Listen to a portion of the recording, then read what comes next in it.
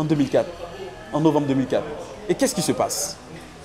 La révolte de tout un peuple, en 2004, se lève. Et on voit, il y a eu un reportage de Canal+, qui a été censuré par Mme Michel Alliot-Marie, qui aujourd'hui a payé le fruit de tout ce qu'elle a fait, qui dit de bombarder tous les jeunes qui quittent des villes, des quartiers environnants pour se rejoindre l'Hôtel Ivoire où il y avait eu des snipers. On avait appris des snipers qui étaient sur le toit de l'Hôtel Ivoire pour faire la sale besogne. On avait eu l'armée française qui allait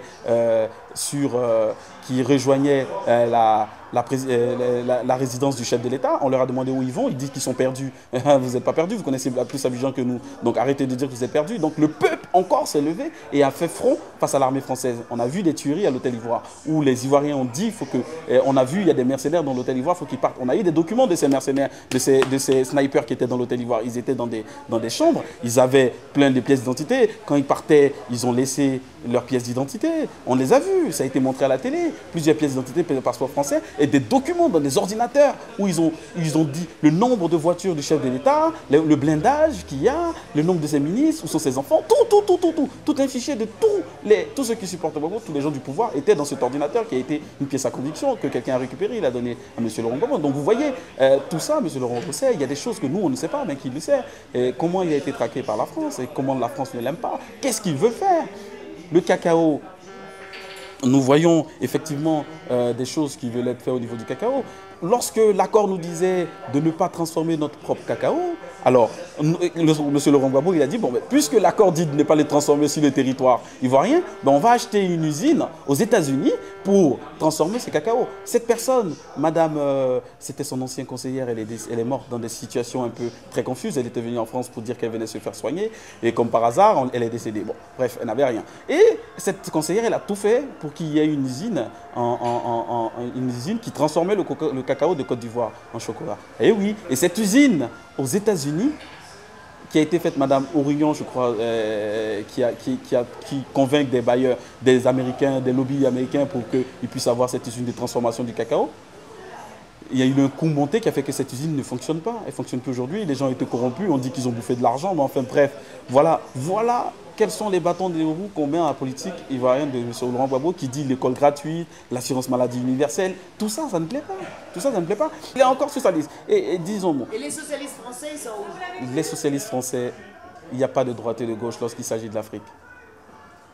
Lorsqu'il s'agit de l'Afrique, il s'agit de la République française. On voit ce qui se passe au Liban. Monsieur Guy Laberty, lui dit la vérité. Mais ce n'est pas les socialistes qui parlent.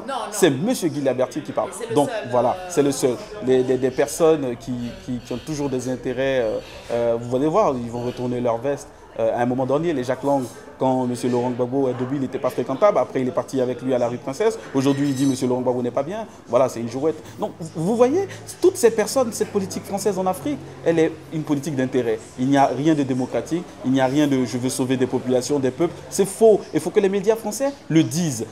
Moi, le cas de la Libye, il m'inspire. Monsieur Kadhafi a été reçu ici, il n'y a pas longtemps, comme un dignitaire respectable. Aujourd'hui, c'est un sanguinaire. Il voulait lui vendre des rafales. Donc arrêtez aujourd'hui de dire que c'est... Bon, voilà, je ne parle pas de Kadhafi. Donc la Côte d'Ivoire, c'est un cas spécial. Mais moi, je vais vous dire, la Côte d'Ivoire, ce sera le tombeau de la France-Afrique. Ce sera le tombeau de la France-Afrique. Parce que regardez ce qui se passe pour des élections. Ces élections se sont mal placées. Mais un pays souverain comme la Côte d'Ivoire a le droit d'avoir sa constitution.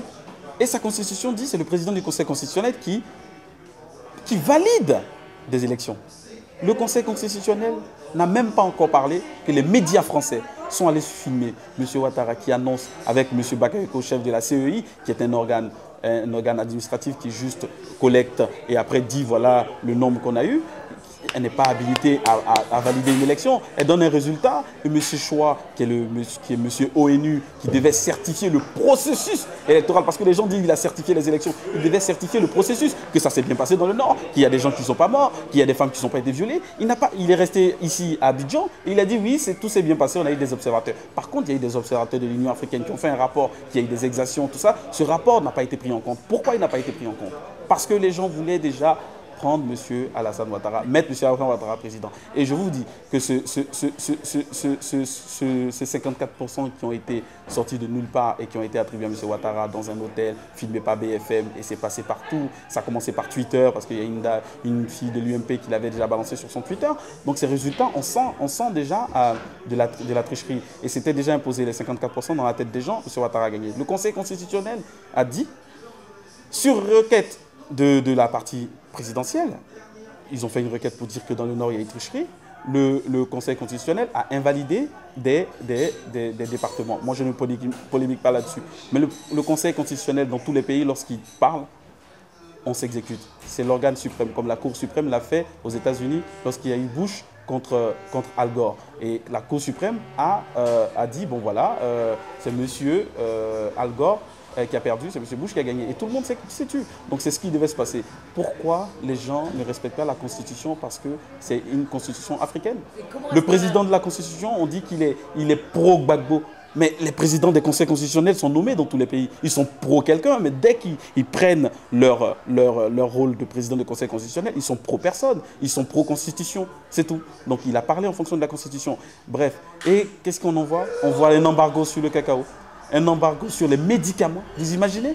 Vous imaginez que les pharmacies en Côte d'Ivoire n'ont plus de stock de médicaments à cause d'une élection, à cause de quelqu'un qui vient être président? Ça, c'est la démocratie. Et a été imposée par la France. L'Union européenne a suivi. Pourquoi et personne n'en parle. Mais parce que c'est comme ça. Mais comment ça? Mais c'est comme ça. Ils n'ont aucune information. Puisque en Côte d'Ivoire, c'est la France. Dans leurs accords, c'est un précaré français. C'est la France qui dit. Si la France dit, on suit. Voilà, c'est comme ça, c'est des accords tacitement entre eux. Donc ils suivent tout ce que... le port, maintenant, je suis retourné dans les... Le problème de port, Bolloré, il a eu le port. Bolloré a eu le port. Bouygues, il a eu... Puisqu'il y a des gens qui ont conseillé Laurent Gbagbo de dire n'enlève pas tout aux Français pour qu'ils puissent t'amadouer, essaie de leur donner quelque chose. Et il a cédé. Il a cédé sous ces pressions soi-disant amicales, vas-y, accepte, vas-y. Il a même... Bon bref, je ne vais pas rentrer dans les détails de financement des campagnes de M. Sarkozy. Donc il a fait des efforts pour accepter les Français, mais avec un pacte gagnant-gagnant, pas le pacte comme d'habitude. Et ça, on ne comprend pas encore pourquoi ils ne veulent pas Laurent Gbagbo, ils veulent mettre Alassane Ouattara. Donc aujourd'hui, l'embargo sur les médicaments, l'embargo sur le cacao, le peuple il souffre, il y a des réfugiés, et dans le nord, il y a des exactions. Il a envoyé des gens qui égorgent des femmes dans leur maison. Vous êtes LMP, vous supportez Gbagbo, on vous tue. Comme ça, c'est ça la démocratie?